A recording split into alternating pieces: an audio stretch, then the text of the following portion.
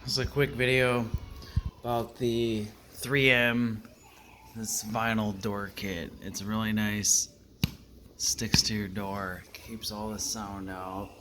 So I got a gap up there, and this wood was broke, so I added extra up there for the trim.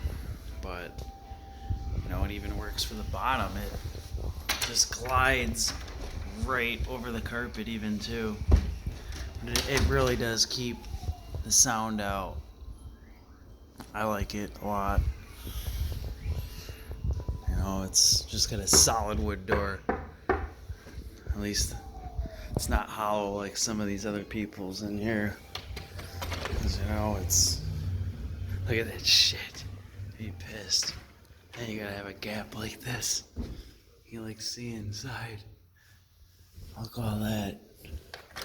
At least did mine right.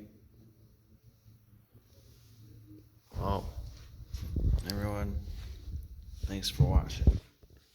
Best $10 ever spent. A 3M door gap, or 3M door sealant, or whatever.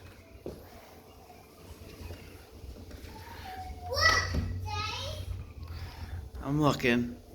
It's nice. Thank you for watching, everyone.